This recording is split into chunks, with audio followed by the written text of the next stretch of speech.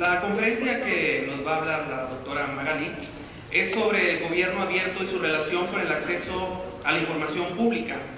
Nuestra expositora obtuvo los títulos de licenciada en Derecho por la Universidad de Costa Rica, realizó cursos de Derecho Internacional en la Universidad del Estado de Luisiana y obtuvo un máster en Derecho Internacional en American University en Washington, D.C.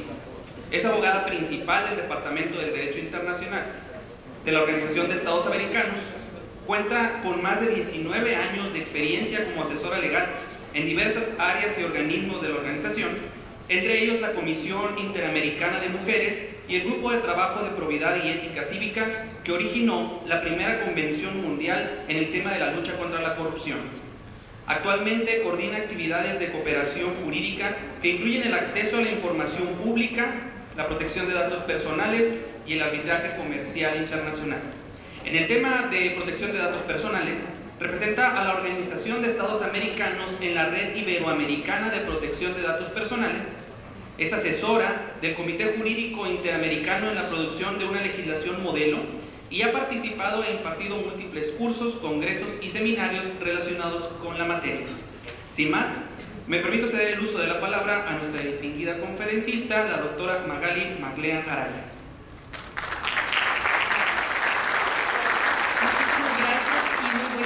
Tengan todos ustedes. En nombre de la OEA, yo quisiera en primer lugar agradecer al licenciado Sergio Mares Morán y al ingeniero Juan de Dios Villarreal, así como al honorable Congreso del Estado de Nuevo León, al Poder Ejecutivo y al Poder Judicial por la invitación que nos han hecho. Asimismo quisiera felicitarlos porque creo que esto es un ejemplo no solo del poder de convocatoria que tiene la Comisión, sino también de que efectivamente los poderes del Estado pueden trabajar de una forma coordinada y armónica. Yo quisiera empezar compartiendo con ustedes algunos aspectos generales de la organización. Ustedes estoy seguro que la mayoría han escuchado sobre la OEA, pero quisiera revisar algunos aspectos que nos van a ayudar también a comprender los desarrollos que se han dado en la organización en el campo del acceso a la información pública. Creo que hasta acá, en el día de hoy, hemos conversado sobre el gobierno abierto, sus diferentes componentes, que por así decirlo es un bosque muy complejo. Durante esta conferencia nos vamos a enfocar en uno de los árboles de ese bosque, que es el acceso a la información pública. La Organización de los Estados Americanos fue creada en 1948, tiene su sede en Washington, D.C. y está conformada por 35 Estados miembros. Sus normas principales y las del más alto nivel están contempladas en la Carta de la Organización y es un organismo internacional de carácter intergubernamental, lo que quiere decir que son los estados, son los gobiernos quienes se sientan a tomar decisiones. Esto no quiere decir que no haya ventanillas o mecanismos de participación de la sociedad civil, pero ciertamente las decisiones son tomadas por los gobiernos. Los grandes pilares de la organización trabaja en diferentes campos, pero principalmente se concentra en lo que es democracia, en los derechos humanos, la seguridad y el desarrollo, y para ello emplea una serie de mecanismos que lo que tratan es de estimular el diálogo político, la inclusión, la cooperación y el seguimiento de decisiones, ya sea a través de convenciones o de otros instrumentos legales y de otra naturaleza.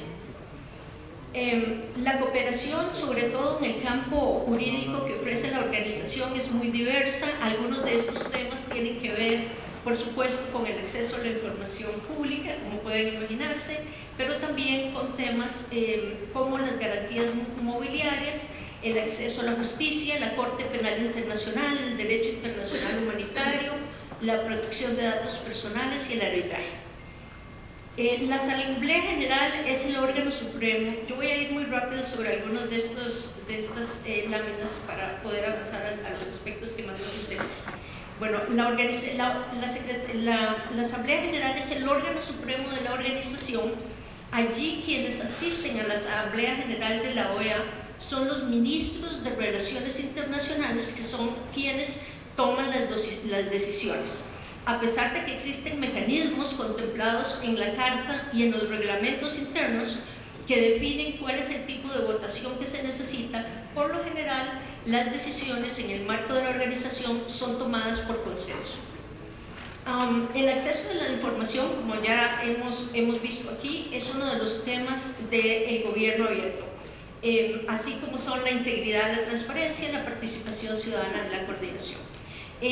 Yo, como percibo el tema de acceso a la información, para mí el tema de acceso a la información es un tema transversal en el gobierno abierto, y es transversal porque es difícil hablar de una participación ciudadana si la ciudadanía no está informada de cuáles son las decisiones, de cómo el Estado ejecuta el gasto público, el por qué se toman algunas decisiones y en detalle si no conoce sobre la gestión pública. Lo mismo el tema de transparencia. Difícilmente uno podría imaginarse un gobierno transparente en donde se oculte la información. Voy a conversarles un poquito sobre una ley modelo interamericana que tenemos de acceso a la información pública, que hasta el momento es una hoja de ruta que han seguido los países del hemisferio en las modificaciones o las creaciones de sus leyes de acceso a la información. Ahora, tengo que decirles, tengo que aceptar algo.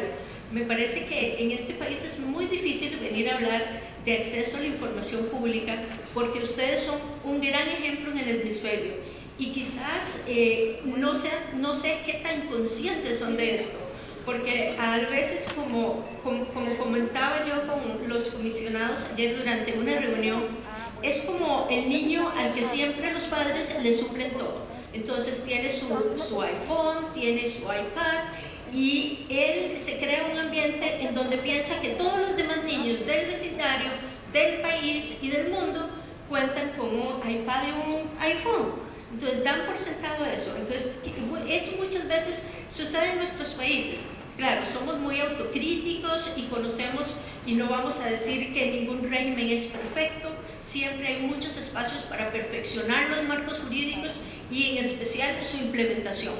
Pero sí hay que reconocer que México es uno de los países reconocidos a nivel internacional y muy particularmente latinoamericano por dos fortalezas que tiene: por su ley de acceso a la información y por tener un órgano de control, el INAI, que es un ejemplo de estructura y es un ejemplo de trabajo para el resto del hemisferio.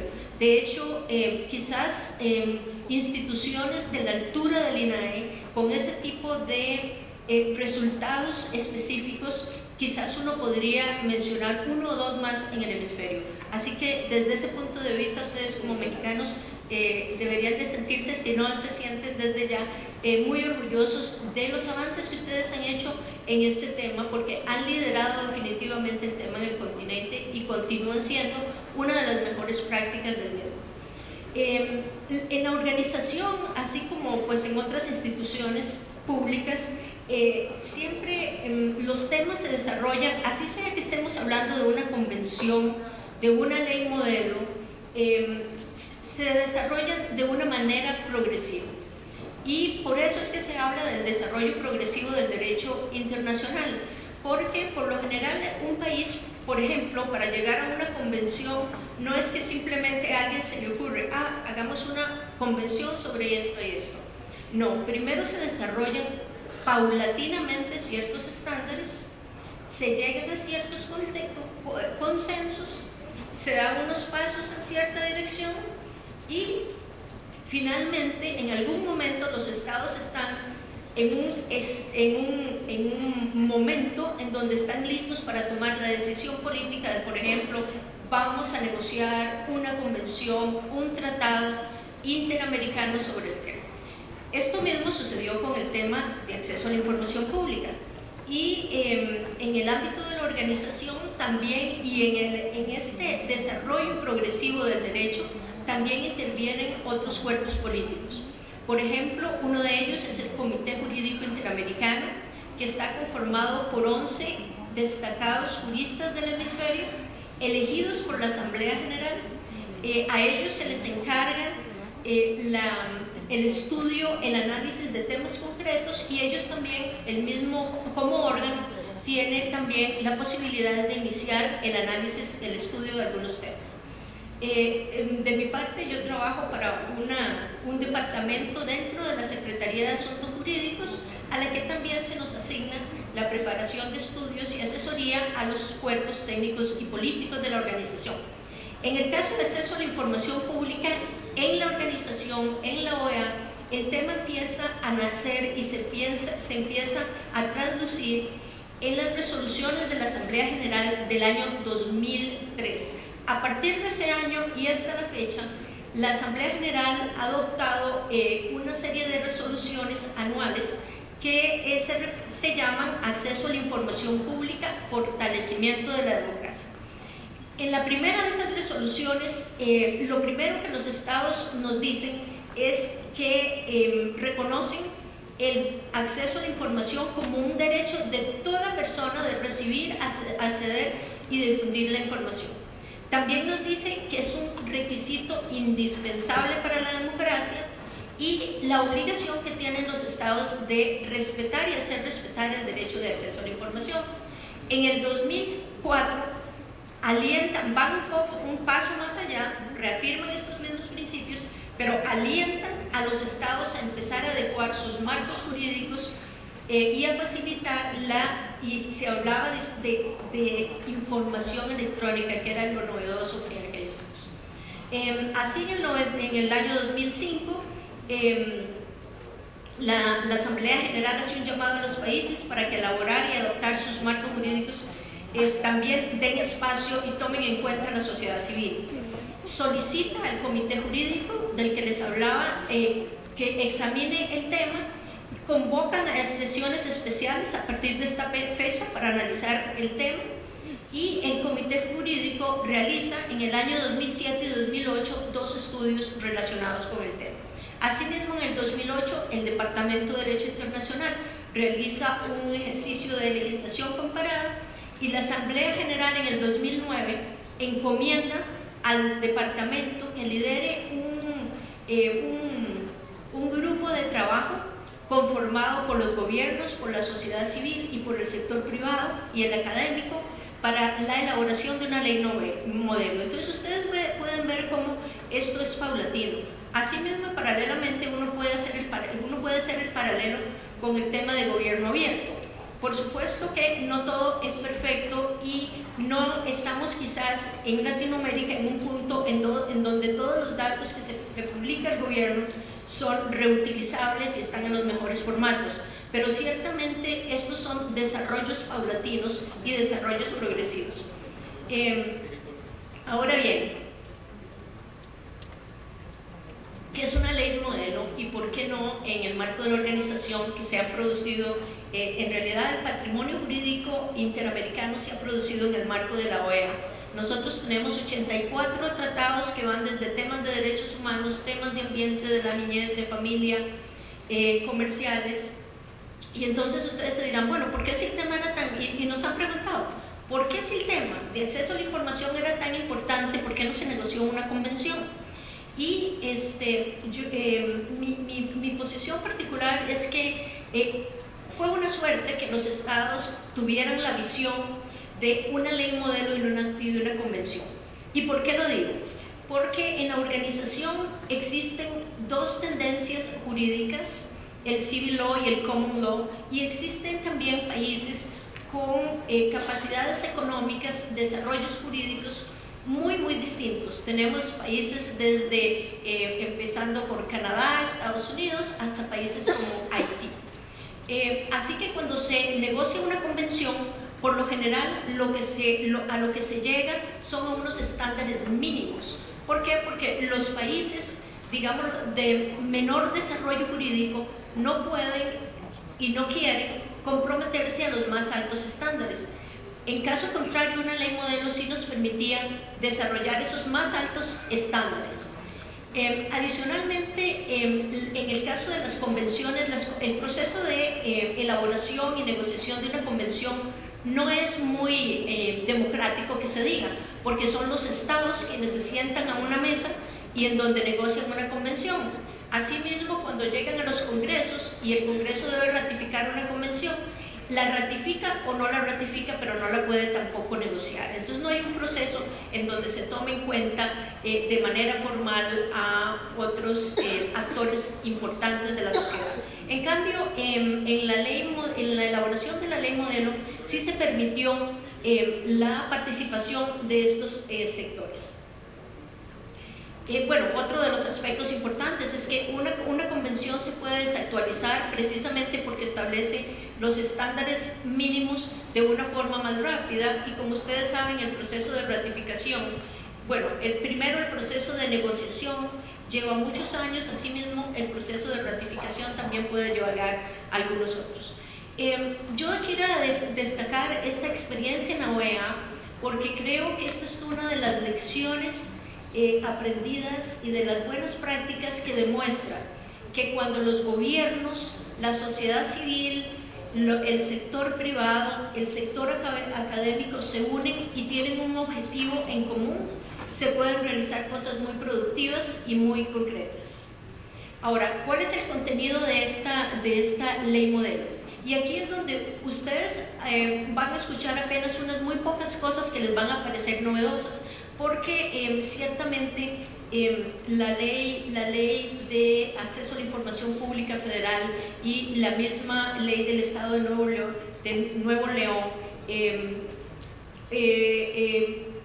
toman el contenido de la ley modelo y lo desarrollan de una manera muy similar. La ley modelo contiene un capítulo sobre las definiciones, alcances del derecho a la información, ciertas medidas para promover la apertura, el régimen, por supuesto, de excepciones, que es un régimen muy importante, establece un sistema de apelación, establece también y sugiere una estructura para las comisiones o para los órganos garantes de acceso a la información, y también se refiere a algunas medidas de promoción y cumplimiento. En algunos casos yo he escuchado que las personas piensan que una ley de acceso a la información se refiere únicamente a las solicitudes de información. Como ustedes pueden ver, esta ley modelo es muchísimo más, va mucho más allá de eso y toca otros temas. Está en cero mi tiempo. No he hablado tanto, ¿verdad? Ok. Bueno, respecto a la información pública, vamos tal vez a revisar algunos aspectos muy generales que yo sé que la mayoría de ustedes conocen. ¿Qué es información pública? Es toda información que esté en posesión, en custodia o en control de cualquier autoridad pública. La ley modelo no se limita únicamente a la información sobre el uso que da la autoridad pública del dinero de los contribuyentes, sino que se refiere a la gestión propiamente dicha, a la gestión pública propiamente dicha. ¿Quiénes son los sujetos obligados? Los sujetos obligados, el Estado. Y en el Estado me refiero, como decía uno de mis profesores universitarios, el Estado con mayúscula, es decir, comprende a los tres poderes, al Ejecutivo, al Legislativo y Judicial, y también a todos los niveles de la jerarquía gubernamental. Uno de los aspectos en donde las legislaciones del hemisferio tienen también algún problema es respecto a las organizaciones privadas que manejan o administran, reciben o administran fondos públicos. Solamente aquí 8 países, en el continente tenemos 24 países que tienen leyes de acceso a la información pública. De esos 24 países, únicamente 8 países contemplan en sus legislaciones la obligación de estas organizaciones privadas de hacer pública su información. Entonces, como ven, aquí también hay mucho por avanzar. El principio de máxima divulgación, como ustedes saben, es uno de los principios rectores más importantes de un régimen de acceso a la información pública, y básicamente es muy simple, y lo que nos dice es que el derecho de acceso a la información es la regla y el secreto es la excepción. La ley modelo nos dice además que el régimen de excepciones debe tener una serie de características. Entre ellas debe ser limitado, debe ser legítimo, debe ser estrictamente necesario en una sociedad democrática y debe basarse en los estándares del sistema interamericano, algunos que vamos a ver acá. Algunas implicaciones de este principio: la carga probatoria siempre corresponde al Estado, es decir, el individuo, el ciudadano, tiene que partir del fundamento de que la información es pública. En un sistema ideal, en un estado ideal, en realidad no deberíamos ni siquiera de tener que solicitar información. En realidad, en un estado ideal no deberían de existir un capítulo de sus leyes sobre solicitud de información, porque debería toda la información estar al acceso de la persona. En el caso, vamos a brincarnos la ley modelo también contiene algunas medidas para promover la apertura, y estas medidas básicamente son 4 mecanismos. Uno de ellos son los esquemas de publicación, que me imagino ustedes están familiarizados con ellos. Hay alguna información que obligatoriamente y de manera proactiva las entidades públicas deben de tener en sus páginas y también en otro tipo de formatos impresos. También existe la necesidad, habla de la ley modelo, de establecer, llevar un sistema de registro de activos, un sistema de gestión de archivos para conocer qué información tiene un ente público o qué información no tiene. Asimismo, un sistema que permita registrar las solicitudes. Y esto no es solamente, el registro de solicitudes no es solamente un mero ejercicio burocrático, sino que también es un sistema de medición para conocer cómo se está aplicando el régimen de acceso a la información. En los registros de solicitudes, la ley modelo recomienda que también se incluya, por ejemplo, las razones por las cuales una información no ha sido dada. Los artículos de la ley, por ejemplo, en las que se basa el razonamiento de la administración. De esta forma, esto incluso le va a permitir luego al Poder Legislativo, una vez que las comisiones, que los entes garantes eleven un informe anual, como es su obligación de acuerdo con la ley modelo, puede permitirles a ellos hacer modificaciones a la ley, quizás aclarar el sentido de algunos de los artículos y ver en realidad por qué se está negando, por ejemplo, la mayor cantidad de información con base en el artículo X.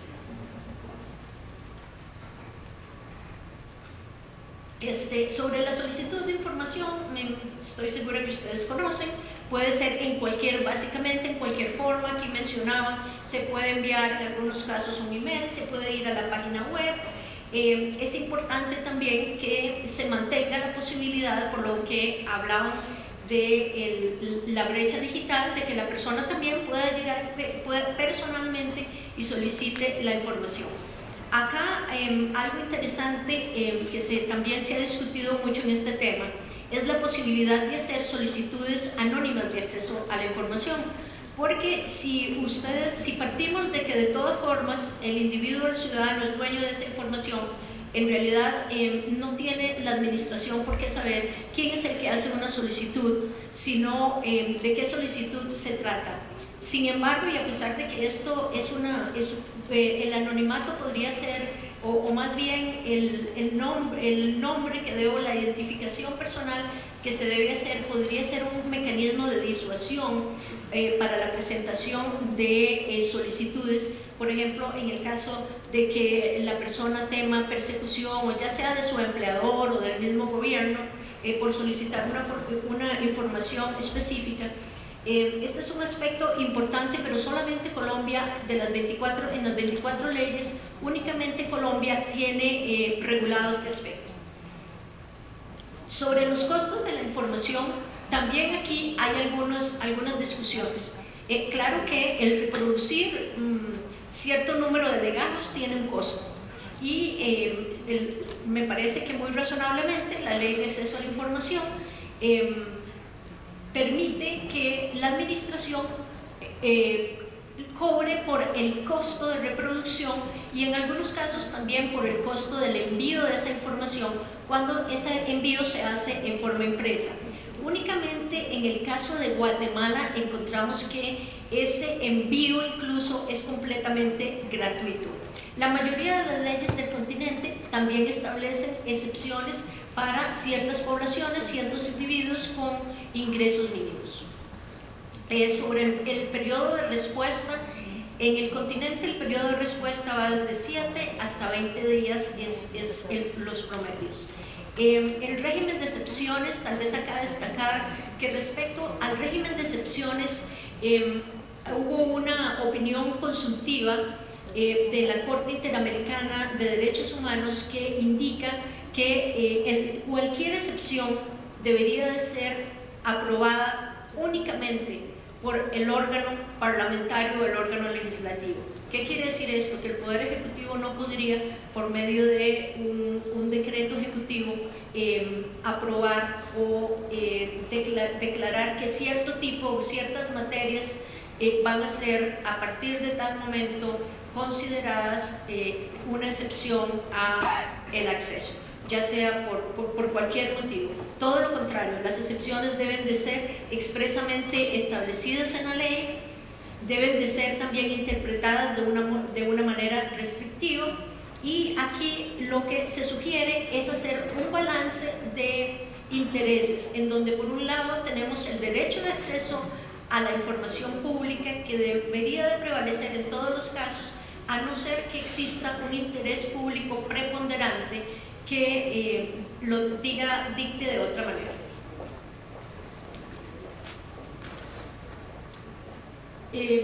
Sobre los supuestos, muy en términos generales, los supuestos en los cuales un país puede o un Estado puede negar información, tenemos los daños a los intereses públicos o privados que se puede hacer. Por supuesto, la protección de datos personales es sumamente importante, las comunicaciones confidenciales, por ejemplo, en un juicio administrativo, las comunicaciones confidenciales entre el Estado y sus abogados, todo lo que se refiera a los delitos contra la humanidad y las graves violaciones a los derechos humanos. O sea, las graves violaciones a los derechos humanos no admiten ningún tipo de excepción.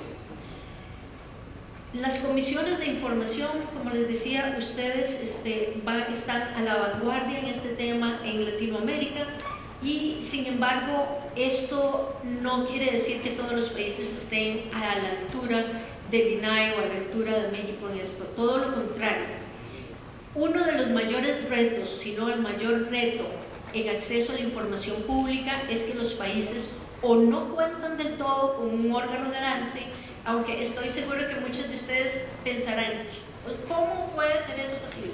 Bueno, hay leyes que no contemplan la existencia de un órgano garante.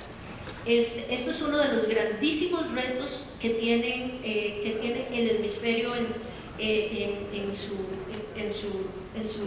pues en toda su extensión.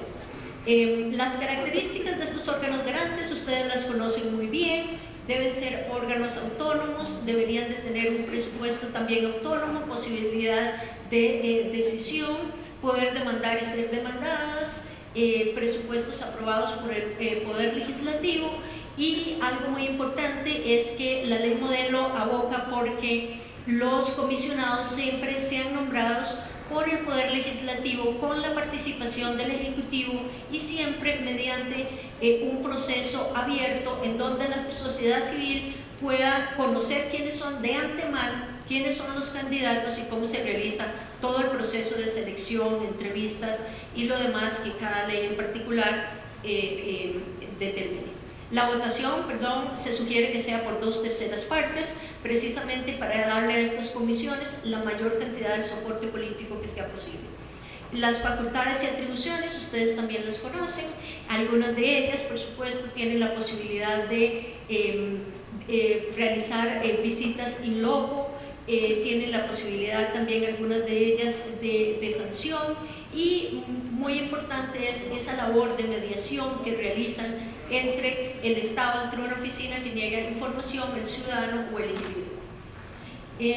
Sobre la evolución histórica de las leyes de acceso a la información pública, como yo les decía, hay 24 leyes. 12 de esas leyes fueron adoptadas antes del año 2006, y ese año 2006, en ese año se presenta uno de los grandes hitos históricos en este tema, que fue un caso resuelto por la Corte Interamericana de Derechos Humanos, en donde que se llama Claude Reyes versus Chile, el gobierno de Chile, y en donde la Corte, por primera vez a nivel mundial incluso, dijo que el acceso a la información es un derecho humano. Entonces es algo que también pone el continente en un lugar privilegiado respecto al acceso a la información, cuando ya un tribunal del más alto nivel lo ha reconocido como un derecho humano.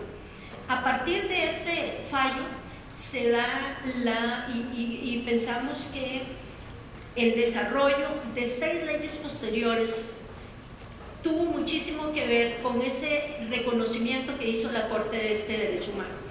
En el año 2010 se da entonces, tenemos que tener la ley modelo, se adopta por la Asamblea General de la OEA, y algo que me olvidé mencionarles. Cuando se crea este grupo que es de expertos, que es el que propone el texto de la ley modelo, la Asamblea General lo acoge en su integridad sin realizar ningún cambio. Entonces miren ustedes como un proceso en el que tal vez algunos no pudieran tener mucha fe porque dicen no, esto es una pérdida de tiempo, el órgano político nos va de todas formas a hacer, nos va a cambiar todo esto. Miren cómo el órgano político recibió un 100% todas las sugerencias que le hizo este grupo de expertos. Entonces a partir del año 2010 se dictan 6 nuevas leyes también en el hemisferio, que fue la de El Salvador, la de Guyana, la de Bahamas, la de Panamá, Colombia y la de Paraguay, que fue una de las más recientes. Y en este momento hay 4 países, los 4 países latinoamericanos que no tienen leyes de acceso a la información son Venezuela, Bolivia, Argentina y Costa Rica. Respecto a estos, en Bolivia el gobierno de ese país la semana pasada formalizó una solicitud para que el departamento y la organización les apoyen el desarrollo de una ley de acceso a la información. Lo mismo hizo Costa Rica, pero lo de Costa Rica es un caso tal vez en el que es importante detenerse un minuto, porque Costa Rica no tiene ley de acceso a la información, y es debido a los compromisos que el gobierno costarricense adquiere en el marco del gobierno abierto, que el gobierno se ha comprometido a presentar una ley en la Asamblea Legislativa. Entonces miren cómo es interesante de que en la mayoría de los países del continente en realidad ya tienen leyes de acceso a la información, adoptan una plataforma de gobierno abierto. Sin embargo, en el de Costa Rica la plataforma de gobierno abierto ha permitido facilitar la presentación por el Ejecutivo, el compromiso del Ejecutivo con una futura ley de acceso a la información. El departamento, en el momento mismo en que se adopta la ley, asumió el compromiso de apoyar a los países, ya sea no solo aquellos que no tenían ley, sino también aquellos que querían dar una mirada a sus marcos normativos para determinar en qué medida se acercaban o no a la ley modelo y poder actualizarlos o modificarlos. En este sentido, de hecho, el primer de nuestros talleres se realizó aquí en México en el año 2011 y de una manera muy intensa. Este proyecto de cooperación se realizó también en 6 países más entre el año 2013 y 2015. El objetivo de estos talleres es reunir a funcionarios que tengan poder o que tengan capacidad en la toma de decisiones, para que ellos, con el apoyo de expertos nacionales e internacionales, con la participación de la sociedad civil y del sector académico, revisen sus marcos normativos y ellos mismos lleguen a ciertas recomendaciones o conclusiones que no son no son teóricas, sino que se refiere básicamente a articulados, y que el objetivo es poder llegar a sentarse y escribir una serie de lo que podrían ser los nuevos artículos que reformen o que modifiquen el marco jurídico vigente en el tema. Y estos talleres han tenido muchísimo éxito. Esta metodología ya ha sido probada y pues ha demostrado que da muy buenos resultados. En el caso, por ejemplo, de Argentina, que tampoco tiene una ley de acceso a la información, la experiencia fue muy interesante porque en el gobierno existían 16 anteproyectos de ley. Todos ellos tenían un autor que defendía su proyecto, diríamos en términos coloquiales, hasta la muerte. Y por supuesto que querían que fuera su proyecto el que fuera votado. Entonces, lo más difícil, y además pues pertenecían a tendencias muy diferentes. Cuando nosotros llegamos al país nos decían: lo que ustedes proponen es imposible porque esta tendencia ni siquiera se sienta en una mesa si va a esta otra tendencia. El gran reto allí fue sentar a los autores de esos anteproyectos, reunirlos con expertos internacionales y con representantes, que para nosotros es muy importante, de los órganos garantes, que son quienes tienen y quienes conocen cómo en la práctica funcionan los sistemas, y quien pueden decirle: en nuestro país nosotros probamos esto, no funcionó, esto por otro lado está funcionando muy bien. Y de ese taller en Argentina surgió un solo proyecto de ley. Ese proyecto de ley, incluso este fue un taller que se realizó con la anterior administración, pero el proyecto de ley es el que está siendo ahora discutido. Quizás si han seguido algunas de las cosas importantes que están sucediendo en Argentina, es que precisamente están negociando una ley de acceso a la información pública.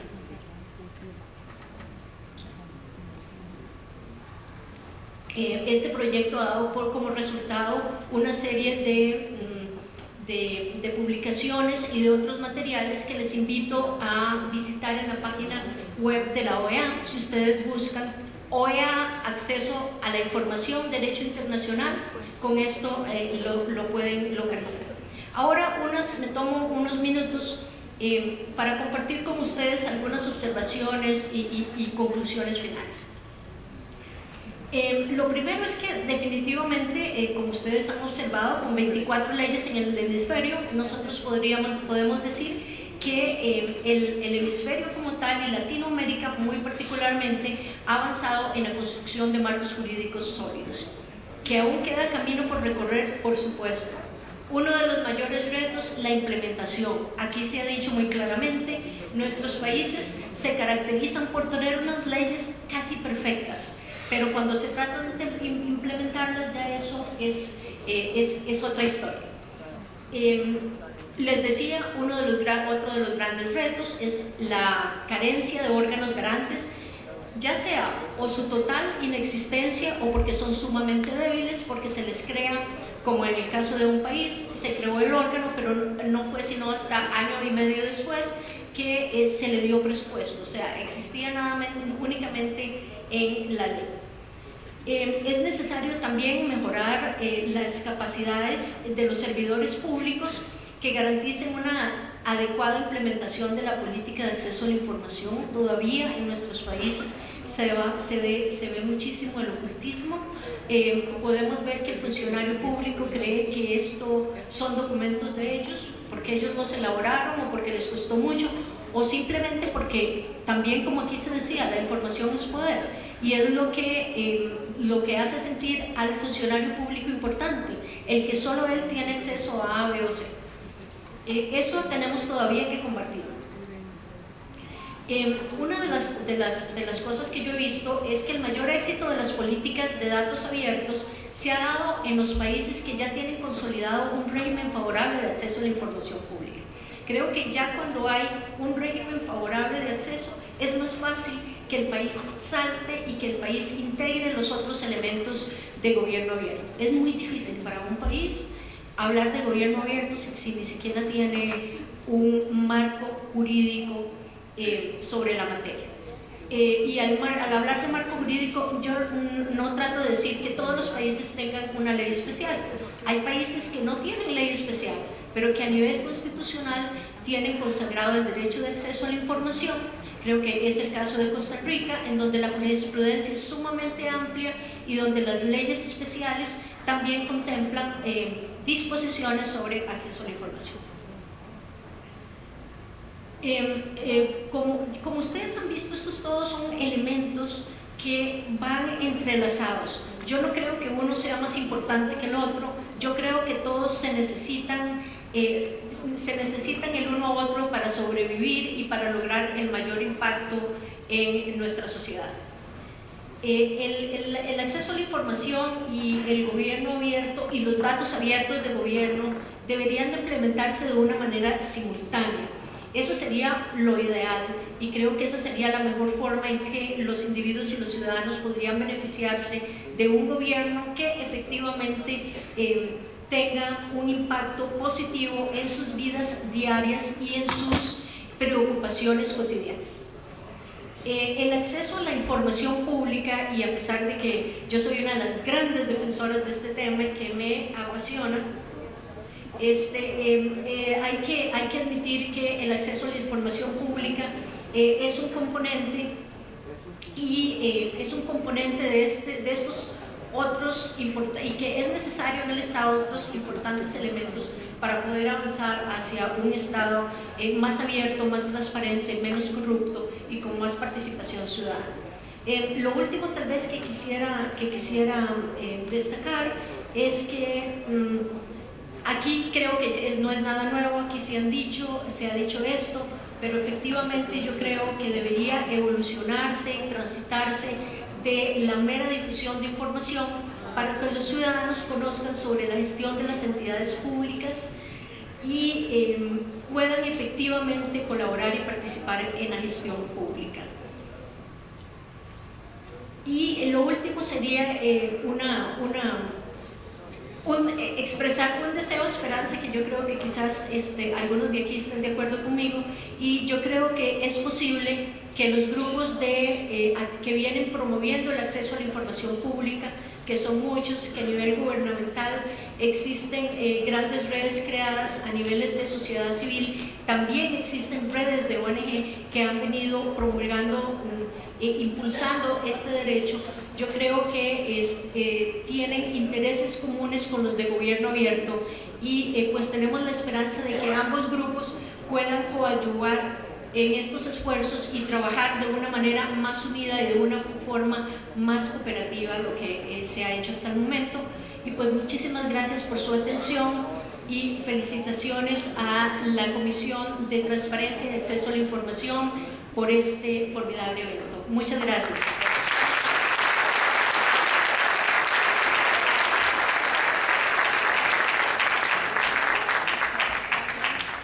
De concluir con esta conferencia y con el permiso de nuestra expositora, abriremos una breve sesión de preguntas y respuestas por si alguien tiene intención de formular alguna.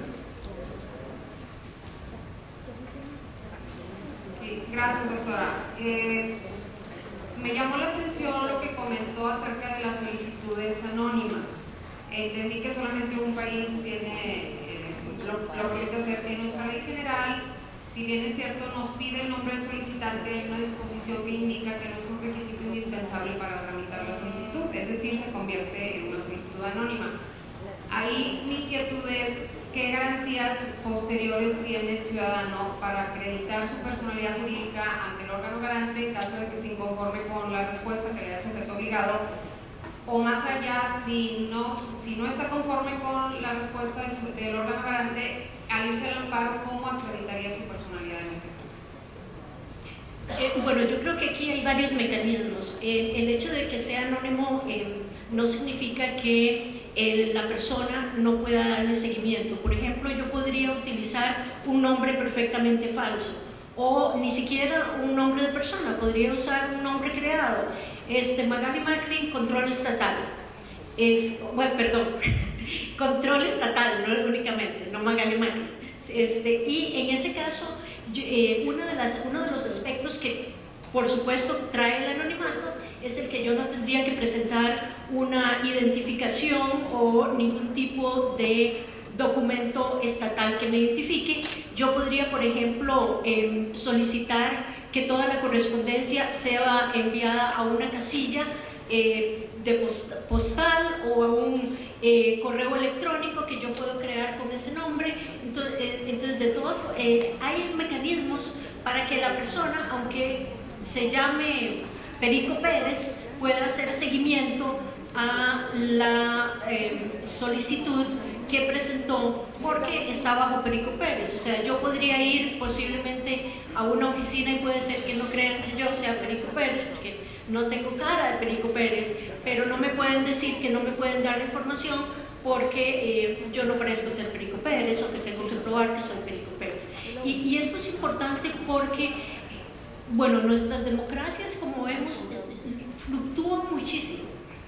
No solo es el tema de haber en algunos casos la persecución que puede haber, digamos, del Estado, pero en algunos casos podría ser, digamos, a nivel de empleado y patrón. Puede ser que yo tengo sospechas, por ejemplo, de que el gerente de mi empresa está cometiendo ciertos tipos de actos que a lo mejor son ilícitos y yo quisiera pedir cierta información, pero me da muchísimo temor. Imagínese usted solicitando información que pueda comprometer a su jefe.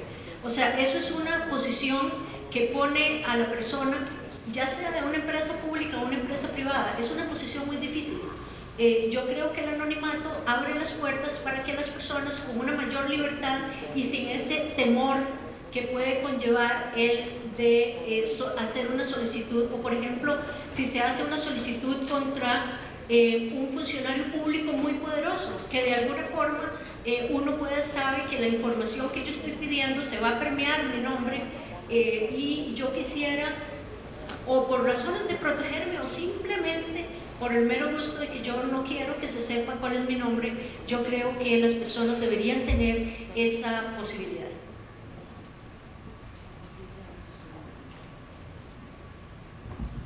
Si no hay más preguntas, en nombre de los organizadores, disculpen. Unos comentarios finales.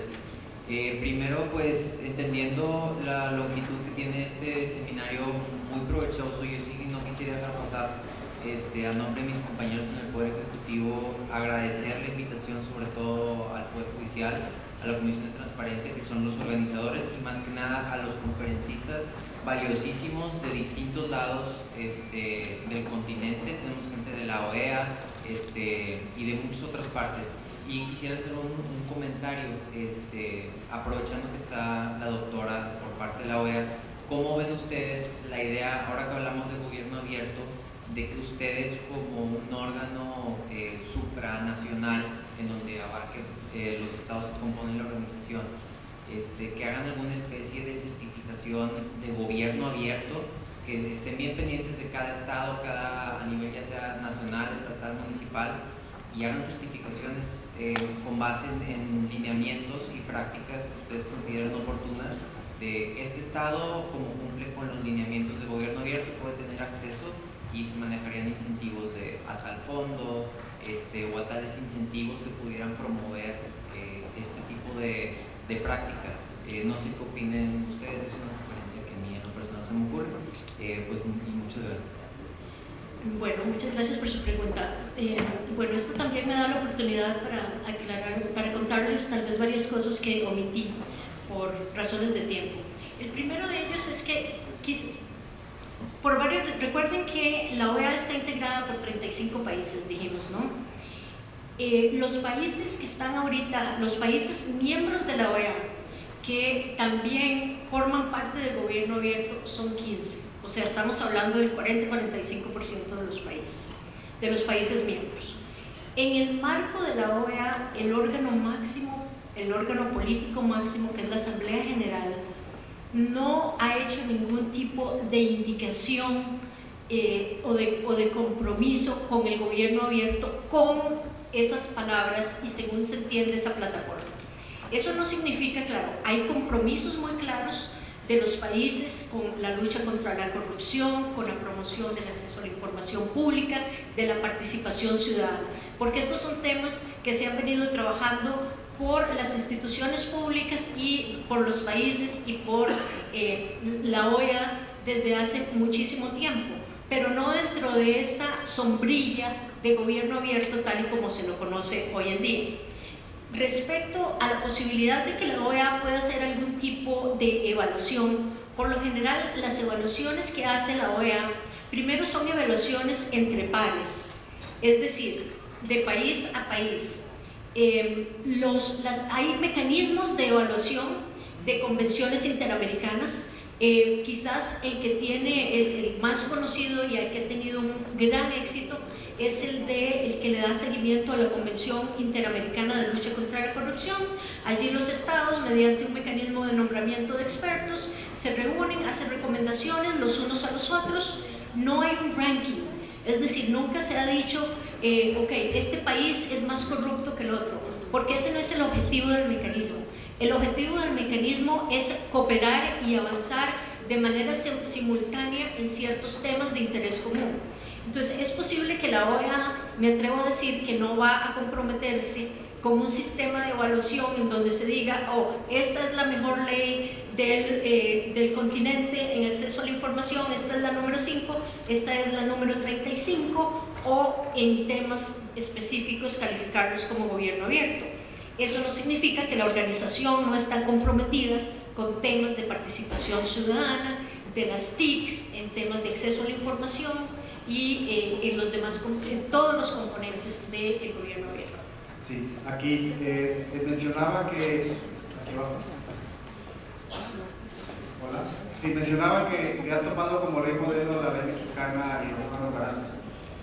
Esto es algo, toman de modelo solamente lo que está escrito en la ley o lo que se aplica, porque si bien México puede ser un modelo a nivel internacional sobre la ley de transparencia, eso no quiere decir que es un país transparente donde la norma se aplica. De igual manera, las instituciones pro derechos humanos, y tenemos una grave crisis de derechos humanos en nuestro país. La pregunta específica es, ¿qué toman en cuenta para calificar como modelo de nuestro país? Mire, básicamente nosotros tratamos de usar un modelo objetivo. Básicamente tenemos la ley modelo que establece, ok, por ejemplo, el régimen de excepciones tiene que tener 1, 2, 3, 4 elementos, tomamos eso versus la ley mexicana. Ahora, la aplicación, ya ahí nosotros no nos metemos a evaluar eso, porque es que eso necesariamente se necesita un conocimiento en el país. O sea, recuerden, la OEA está en Washington. Es muy difícil para nosotros medir si en el diario a diario el INAI cumple o no sus funciones. Nosotros sabemos que las funciones son estas y sabemos que tiene una estructura, que tiene un presupuesto que le permite desarrollar sus funciones y comparando las características que tiene el órgano de control en la ley modelo con las que tiene el INAI, podemos concluir de que está o a la altura o más allá de la ley modelo, pero ya en lo que es la implementación, allí nosotros no hacemos ningún tipo de análisis o evaluaciones. Una gran carencia, pero es la realidad. Muchísimas gracias. Con esto cerramos el espacio de preguntas y respuestas. En nombre de los organizadores del evento, le extendemos nuestro más sincero y cordial agradecimiento a la doctora Magali MacLean Araya por su brillante conferencia y solicitamos muy cordialmente al ingeniero Juan de Dios Villarreal González pase a este estrado a entregar el reconocimiento a nuestra brillante expositora.